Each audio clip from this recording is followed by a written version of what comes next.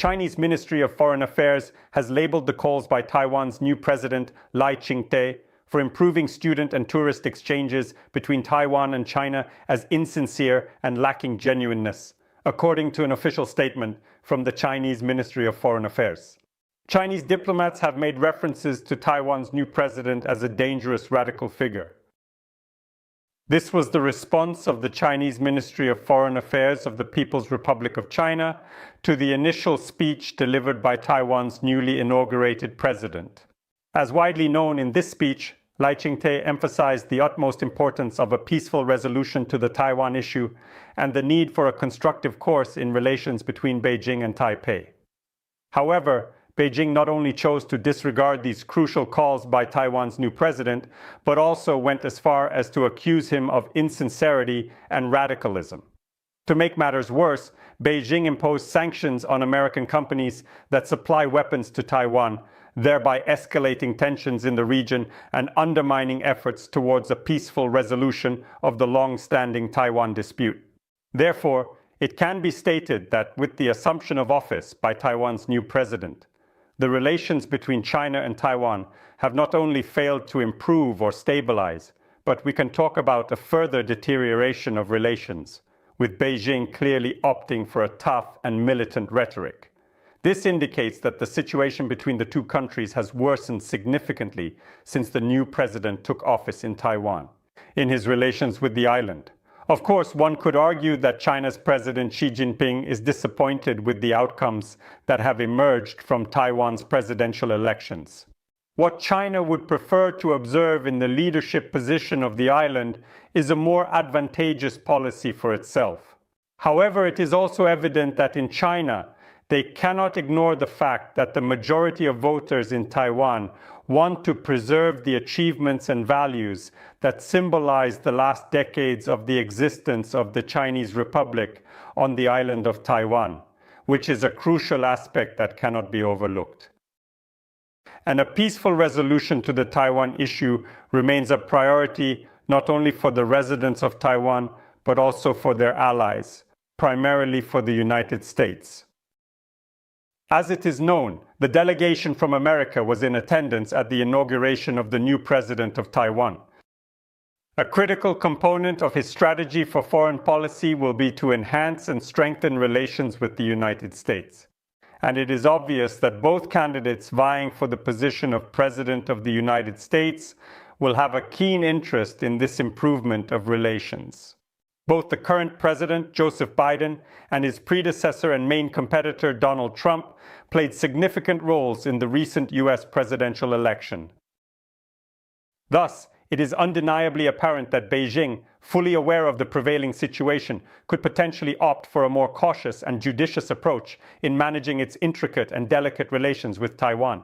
However, the leadership of China is currently in a stage of foreign policy where they are not inclined to exhibit caution, but instead they are focused on attaining their objectives through direct and forceful pressure. And incidentally, at this moment, it is no longer connected to the economic opportunities of China in any way. We have a complete understanding of the economic crisis currently being experienced by the People's Republic of China at this time. This is primarily because the President of China has made the deliberate decision that ideological principles are significantly more important to him than the economy is at this moment. To put it differently, Xi Jinping carried out the exact same U-turn that had been previously carried out by his close friend and strategic partner, President of Russia, Vladimir Putin. The recent meeting between the presidents of Russia and China served as a clear demonstration that they are, in fact, strategic partners, not only in their ongoing confrontation with the Western country, the United States, but most importantly because they have the same approach. Ideology is of greater importance than economics. And if the economy interferes with ideology, then the interests of the population and the interests of the country's development can be disregarded.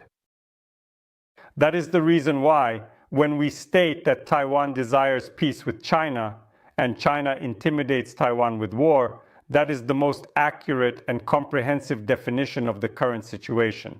Of course, there is a dangerous situation, but there is no other international situation in the world in the coming years, and possibly even in the coming decades.